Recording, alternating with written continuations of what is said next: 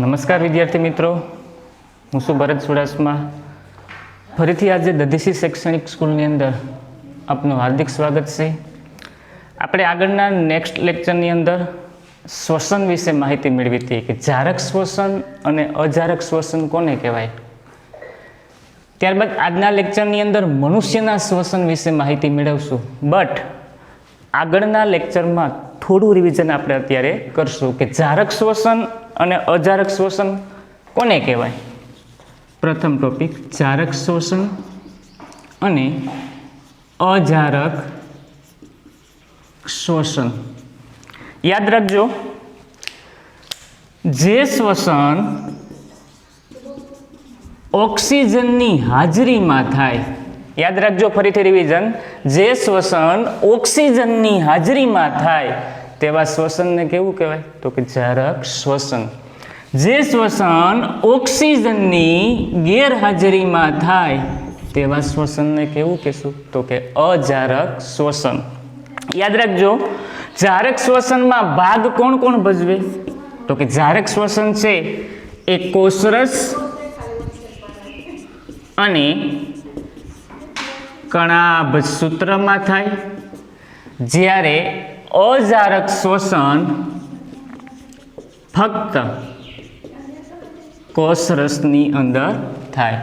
યાદ રાખજો, જારક શ્વસન કોષરસ અને કણાભ સૂત્રમાં થાય, જ્યારે અજારક શ્વસન ફક્ત કોષરસમાં થાય. તો કોષરસ અને કણાભ સૂત્ર એટલે શું એ આપણે પ્રથમ લેક્ચર જ્યારે બેઝિક માહિતી આપેલી ત્યારે આની સંપૂર્ણ માહિતી મેળવી હતી. તેમ છતાં ફરીથી કણાભ સૂત્ર વિશે માહિતી આપું. ધોરણ 9ની અંદર ચેપ્ટર નંબર 5 સજીવનો પાયાનો એકમ કોષ, એની અંદર પટલમય અંગિકા આવેલી. એમાં પટલમય અંગિકામાં એક કણાભ સૂત્ર હતું જેમને પાવર હાઉસ તરીકે પણ ઓળખાતું હતું, કારણ કે તેમાં એટીપી સ્વરૂપે ઉર્જાનો સંગ્રહ થતો હતો. અને આ એટીપીનું પૂર્ણ નામ તમને 1 માર્ક્સમાં પૂછાશે, એડિનોસાઇન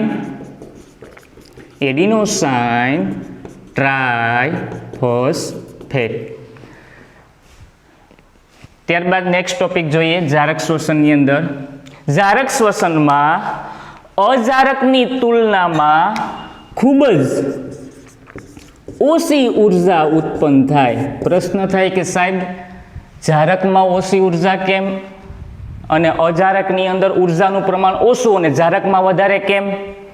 તો પહેલો જ ટોપિક છે આપણો કે જે શ્વસન ઓક્સિજનની હાજરીમાં થાય, તો ઓક્સિજનની હાજરીમાં થાય તો ઉર્જાનો જથ્થો પુષ્કળ પ્રમાણમાં મળતો હોય, એટલે અજારકની તુલનામાં જારકમાં ઉર્જાનું પ્રમાણ ખૂબ જ વધુ હોય. કેવું હશે? વધુ. જ્યારે અજારક શ્વસનમાં ખૂબ જ ઓછા પ્રમાણમાં આવેલું હોય. ફરીથી એકવાર રિવિઝન કરી લઈએ. જે શ્વસન ઓક્સિજનની હાજરીમાં થાય તેવા શ્વસનને જારક શ્વસન કહેવાય. જે શ્વસન ઓક્સિજનની ગેરહાજરીમાં થાય તેવા શ્વસનને અજારક શ્વસન તરીકે ઓળખવામાં આવે. જારક શ્વસન કોષરસ અને કણાભ સૂત્રમાં થાય, જ્યારે અજારક શ્વસન ફક્ત કોષરસમાં થાય. જારક શ્વસનની અંદર અજારકની તુલનામાં ઉર્જાનો જથ્થો પુષ્કળ પ્રમાણમાં હોય, અને જ્યારે અજારકમાં જારકની તુલનામાં ઉર્જાનો જથ્થો ખૂબ જ ઓછી માત્રામાં રહેલો હોય છે.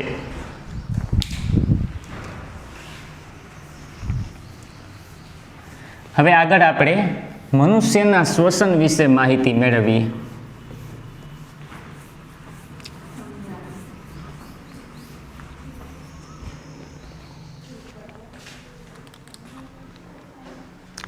આકૃતિ બધા વિદ્યાર્થીઓ મારી સાથે દોરજો.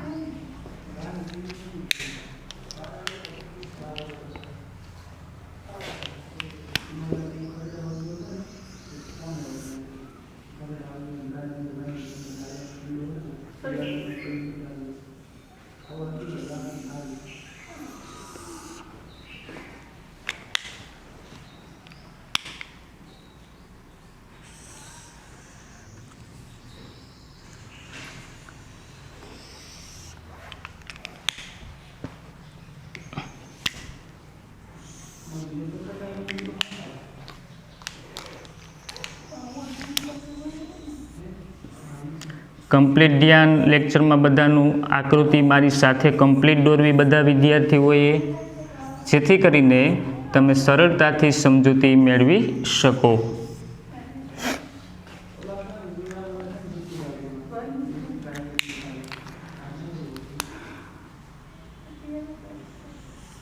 અંદરનો ભાગ મારી સાથે દોરજો બધા. વાયુકોષ્ઠવાળો ભાગ દર્શાવું છું. એમાંથી અનેક સૂક્ષ્મ વાહિનીઓ વિભાજિત થાય છે. આ તમામ સૂક્ષ્મ વાહિનીઓ છે એ વાયુકોષ્ઠની અંદર અંત પામે છે.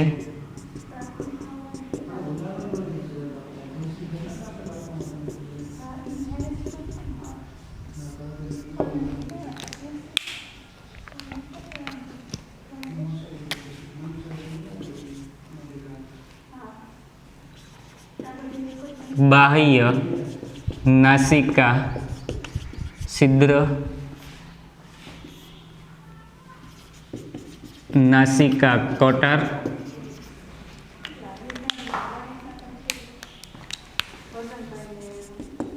કંઠનળી,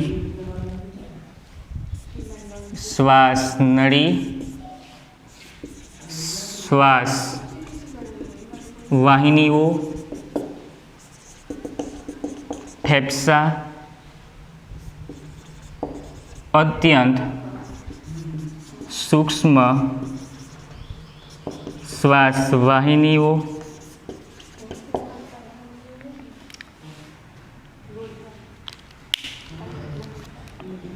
અને તમને જ્યાં લાસ્ટ વાળો ભાગ દેખાય તેમનું નામ શું આપશો? તો કે ઉરોદર પટલ.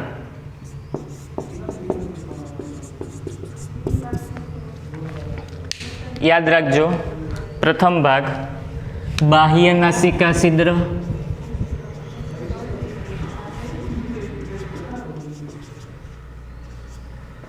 નંબર 2 નાસિકા કોટર, નંબર 3 કંઠનળી, શ્વાસ નળી અને શ્વાસ વાહિની, અને નેક્સ્ટ ફેફસા. યાદ રાખજો, મનુષ્યનું શ્વસન તંત્ર તેને ઇંગ્લિશમાં શું કહેશું? તો કે રેસ્પિરેશન. હવે મનુષ્યના શ્વસન તંત્રની અંદર કોનો સમાવેશ થાય? તો કે બાહ્ય નાસિકા છિદ્ર, નાસિકા કોટર, કંઠ નળી, શ્વાસ નળી અને શ્વાસ વાહિની, ફેફસા અને ઉરોદર પટલનો સમાવેશ થાય. યાદ રાખજો, બાહ્ય નાસિકા છિદ્ર. હવે આ ટોપિક ભણતા પહેલા આગળના લેક્ચરનું થોડુંક રિવિઝન. મેં તમને એવો એક પ્રશ્ન કીધો હતો કે શ્વાસોશ્વાસ એટલે શું? આને અલગ પાડો, શ્વાસોશ્વાસને. બે શબ્દ અલગ પડે, એક શ્વાસ અને ઉચ્છ્વાસ. શ્વાસ એટલે શું? વાતાવરણનો ઓક્સિજન શરીરની અંદર દાખલ કરવાની ક્રિયાને શું કહેવાય મિત્રો? વાતાવરણનો ઓક્સિજન શરીરની અંદર દાખલ કરવાની ક્રિયાને શું કહેવાય? તો કે શ્વાસ. જો આપણે ઓક્સિજન શરીરની અંદર દાખલ કરેલો હોય તો ત્યાં કંઈક ઉત્પન્ન થાય. શું ઉત્પન્ન થાય? તો કે કાર્બન ડાયોક્સાઇડ. આ કાર્બન ડાયોક્સાઇડને શરીરની બહાર કાઢવાની ક્રિયાને શું કહેવાય? તો કે ઉચ્છ્વાસ. તો યાદ રાખજો, શ્વાસોશ્વાસ એટલે શું? એના બે ભાગ પડે, એક શ્વાસ અને નેક્સ્ટ ઉચ્છ્વાસ. વાતાવરણના ઓક્સિજનને શરીરની અંદર દાખલ કરવાની ક્રિયાને શું કહેવાય? તો કે શ્વાસ. અને શરીરની અંદર ઉત્પન્ન થયેલો કાર્બન ડાયોક્સાઇડ શરીરની બહાર કાઢવાની ક્રિયાને શું કહેવાય? તો કે ઉચ્છ્વાસ. એનો પહેલો ટોપિક ભણીએ આપણે, બાહ્ય નાસિકા છિદ્ર. જોજો મારી સામે બધા, નાકના અગ્રછેડે બે બાહ્ય નાસિકા છિદ્ર આવેલા હોય. આ બાહ્ય નાસિકા છિદ્રનું કાર્ય શું? તો કે વાતાવરણનો ઓક્સિજન બાહ્ય નાસિકા છિદ્રમાં દાખલ થાય અને અંદર ઉત્પન્ન થયેલો કાર્બન ડાયોક્સાઇડ બાહ્ય નાસિકા છિદ્રમાંથી બહાર નીકળે. ફરીથી બોલું છું મિત્રો, બાહ્ય નાસિકા છિદ્ર. વાતાવરણનો ઓક્સિજન સૌપ્રથમ બાહ્ય નાસિકા છિદ્રમાં પ્રવેશે અને અંદર ઉત્પન્ન થયેલો કાર્બન ડાયોક્સાઇડ છે એ બાહ્ય નાસિકા છિદ્ર દ્વારા શરીરની બહાર નીકળે. બાહ્ય નાસિકા છિદ્રની આગળ આવેલા ભાગને શું કહેવાય? તો કે નાસિકા કોટર. નાસિકા કોટર છે એનું કાર્ય શું? તો કે નાસિકા કોટરની અંદર સૂક્ષ્મ રોમ આવેલા હોય. સૂક્ષ્મ રોમ અને શ્લેષ્મા આવેલું હોય. પ્રશ્ન થાય કે સાહેબ સૂક્ષ્મ રોમ એટલે શું? તો કે રોમ એટલે વાળ અને શ્લેષ્મા એટલે એકદમ પ્રવાહી આવેલું હોય. એ પ્રવાહીનું કાર્ય એવું હોય મિત્રો કે જ્યારે કોઈ પણ ધૂળના રજકણો બેક્ટેરિયા બહારથી આપણા નાકની અંદર પ્રવેશે તો નાસિકા કોટર તેમને પકડી લે અને એનું પ્રવાહી સ્વરૂપમાં રૂપાંતર કરી નાખે. યાદ રાખજો, નાસિકા કોટરની અંદર શું આવેલું હોય? તો કે સૂક્ષ્મ રોમ અને શ્લેષ્મા. મિત્રો એનું કાર્ય શું? તો કે બહારથી કોઈ ધૂળના રજકણો પ્રવેશે, કોઈ બેક્ટેરિયા પ્રવેશે તો એને પકડી લઈ અને પ્રવાહી સ્વરૂપમાં રૂપાંતર કરી નાખે, જેથી આ ધૂળના રજકણો આપણા શરીરની અંદર એટલે કે શ્વાસ નળીની અંદર પ્રવેશતા નથી. એટલે નાસિકા કોટર એક રક્ષણ તરીકે કાર્ય કરે. કોના તરીકે કાર્ય કરે? રક્ષણ તરીકે. નાસિકા કોટરની આગળ આવેલા ભાગને કંઠનળી તરીકે ઓળખાય. મિત્રો કંઠનળીને સ્વર કંઠનળી તરીકે પણ ઓળખાય. સ્વર કંઠનળી છે એના દ્વારા આપણા વિભિન્ન પ્રકારના અવાજો ઉત્પન્ન થાય, પણ કંઠનળી અને શ્વાસનળીને અનુલક્ષીને એક ઘાટી ઢાંકણ રક્ષાયેલું હોય. યાદ રાખજો, ઘાટી ઢાંકણ. ઘાટી ઢાંકણ એટલે શું? યાદ રાખજો, એક સિમ્પલ પ્રકારનો ટોપિક સમજાવશું. ઘાટી ઢાંકણ કંઠનળી અને શ્વાસનળીને અનુસરીને જેમાં એક સી આકારની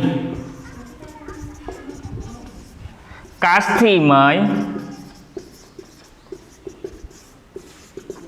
કડી જેવી રચના આવેલી હોય. એક કાસ્થિમય કડી જેવી રચના આવેલી હોય એને ઘાટી ઢાંકણ તરીકે ઓળખાય. પ્રશ્ન થાય કે સાહેબ ઘાટી ઢાંકણનું કાર્ય શું? સમજાવું છું.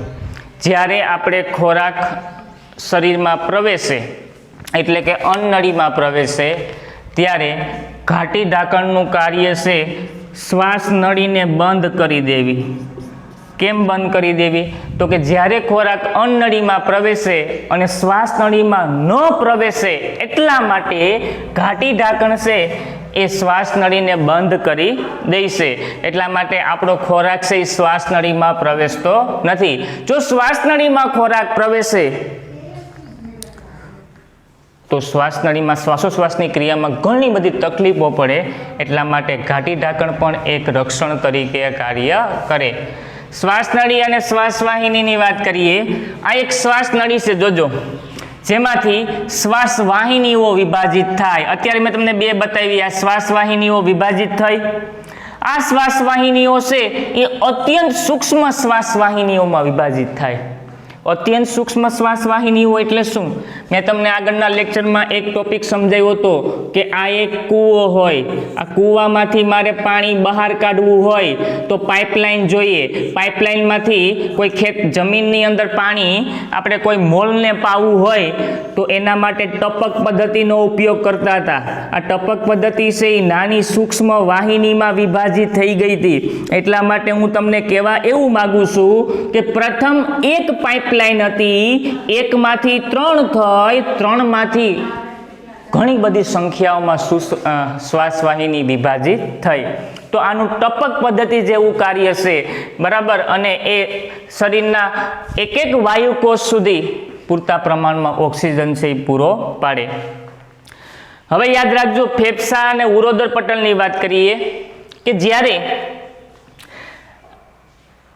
આ શ્વાસ અત્યંત સૂક્ષ્મ વાહિનીમાં પ્રવેશી જાય ત્યારે ઓક્સિજન અંતે ક્યાં જાય? તો કે અંતે વાયુ કોષ્ઠમાં જાય. વાયુ કોષ્ઠમાં જાય ત્યાં તેનું શું થાય? તો કે અંત આવી જાય. અંત કેમ આવી જાય? તો કે વાયુ કોષ્ઠ એટલે નાનામાં નાના ભાગની અંદર ઓક્સિજનની જરૂરિયાત હોય એ પૂરતા પ્રમાણમાં મળતો રહે, એટલે બધા ભાગની અંદર ઓક્સિજન છે મળતો રહે. તો યાદ રાખજો કે શ્વાસોશ્વાસની ક્રિયાની અંદર વાત કરીએ કે જ્યારે વાતાવરણનો ઓક્સિજન લઈએ, જોજો મારા શરીર સામું, ત્યારે પાંસળીઓ ઉપરની તરફ આવે અને ઉરોદર પટલનું શું થાય? સંકોચન, યાની કે ભેગું થાય. પણ હું CO2 કાર્બન ડાયોક્સાઇડ શરીરની બહાર કાઢું ત્યારે શું થાય? તો કે પાંસળીઓ પણ વિસ્તરણ પામે અને ઉરોદર પટલનું પણ શું થાય? તો કે વિસ્તરણ તરીકે ઓળખવામાં આવે. આમ આ શ્વાસોશ્વાસની ક્રિયાની અંદર એક ટોપિક યાદ રાખવાનું છે કે આપણે બાહ્ય નાસિકા છિદ્ર દ્વારા જે ઓક્સિજન ગ્રહણ કરીએ એ અંત ક્યાં પામે? તો કે વાયુ કોષ્ઠની અંદર અંત પામે. તો થોડુંક ડીપમાં લઈ જાઉં તમને 11 સાયન્સની અંદર. તો આ ભાગ છે એને પ્રાથમિક શ્વાસવાહિની કહેવાય, આ ભાગને દ્વિતીયક શ્વાસવાહિની તરીકે ઓળખાય અને ત્યારબાદ આ નેક્સ્ટ વાળો ભાગ તૃતીય શ્વાસવાહિની તરીકે ઓળખવામાં આવે. આ 3 શ્વાસવાહિનીઓ છે એ તમને આગળ 11-12 સાયન્સમાં ખૂબ જ અગત્યની છે, એમ પ્રાથમિક, દ્વિતીયક અને તૃતીયક. તો ફરીથી આ પ્રશ્નનું આપણે રિવિઝન કરીશું. મનુષ્યનું શ્વસન, મનુષ્યના શ્વસનની અંદર વાત કરીએ કોનો કોનો સમાવેશ થશે? તો કે બાહ્ય નાસિકા છિદ્ર, નાસિકા કોટર, કંઠ નળી, શ્વાસ નળી અને શ્વાસવાહિની, ફેફસા અને ઉરોદર પટલનો સમાવેશ થાય. બાહ્ય નાસિકા છિદ્ર કોને કહેવાય? તો કે નાકના અગ્ર છેડે આવેલા 2 છિદ્રને શું કહેવાય? તો કે બાહ્ય નાસિકા છિદ્ર. બાહ્ય નાસિકા છિદ્રનું કાર્ય શું? તો કે આ બાહ્ય નાસિકા છિદ્રની અંદર વાતાવરણનો ઓક્સિજન પ્રવેશે તો શરીરની અંદર ઉત્પન્ન થયેલો કાર્બન ડાયોક્સાઇડ પાછો એના એ જ માર્ગેથી બહાર ત્યાગ પામે. ફરીથી બોલું છું, નાકના અગ્ર છેડે આવેલા 2 છિદ્રને બાહ્ય નાસિકા છિદ્ર કહેવાય, જેમાં વાતાવરણનો ઓક્સિજન પ્રવેશે અને ત્યાં ઉત્પન્ન થયેલો કાર્બન ડાયોક્સાઇડ છે એ એના એ જ માર્ગે છે એ શરીરની બહાર ત્યાગ થાય. નાસિકા કોટરની આગળ આવેલા ભાગને શું કહેવાય? તો કે નાસિકા કોટર. નાસિકા કોટર છે મિત્રો, એનું કાર્ય શું? તો કે નાસિકા કોટરની અંદર સૂક્ષ્મ રોમ આવેલા હોય અને શ્લેષ્મ આવેલું હોય. પ્રશ્ન થાય સાહેબ કે સૂક્ષ્મ રોમ એટલે શું? તો કે વાળ. અને શ્લેષ્મ એટલે શું? તો કે એકદમ પ્રવાહી આવેલું હોય. આ પ્રવાહી છે એનું કાર્ય શું? તો કે બહારથી કોઈ ધૂળના રસકણો, કોઈ બેક્ટેરિયા આપણા નાકમાં પ્રવેશે તો નાસિકા કોટર તેને પકડી લે અને પ્રવાહી સ્વરૂપમાં રૂપાંતર કરી નાખે, જેથી એ બહારના બેક્ટેરિયા અને ધૂળના રસકણો આપણા શરીર શ્વાસનળીની અંદર પ્રવેશતા નથી.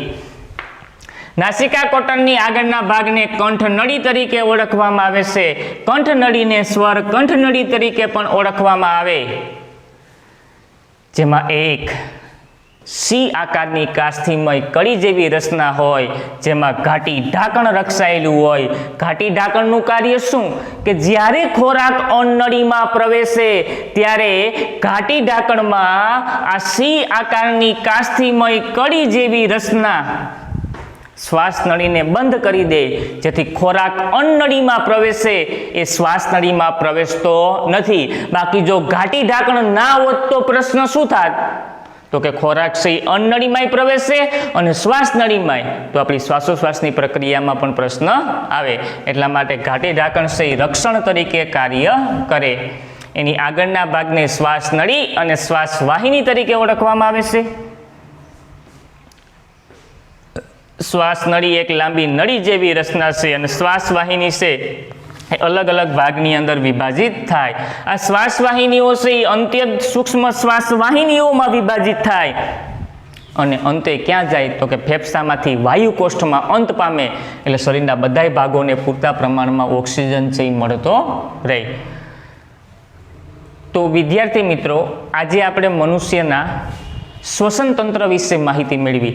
આ શ્વસન તંત્રની અંદર તમામ આ પાઠની અંદર જૈવિક ક્રિયામાં જેટલી શ્વસનની પ્રક્રિયાઓ આવે, જારક, અજારક, શ્વાસોશ્વાસ, ઉશ્વાસ, બરાબર, મનુષ્યનું શ્વસન તંત્ર, એની સંપૂર્ણ માહિતી મેળવી. બરાબર, આ પ્રશ્ન કમ્પ્લીટ હોમવર્કની અંદર લખી લેવો. કોઈ પણ પ્રશ્ન ના સમજાય, આની અંદર કોઈ પણ ટોપિક હોય તો કોમેન્ટની અંદર પ્રશ્ન પૂછી શકો. હવે આપણે આગળના નેક્સ્ટ લેક્ચરની અંદર મનુષ્યના ઉત્સર્જન તંત્ર વિશે માહિતી મેળવશું અને આપણા પાઠનો લાસ્ટ ટોપિક છે ઉત્સર્જન તંત્ર, એ આપણે આગળના લેક્ચરની અંદર સંપૂર્ણ કરશું. ઓકે, અસ્તુ, જય હિન્દ.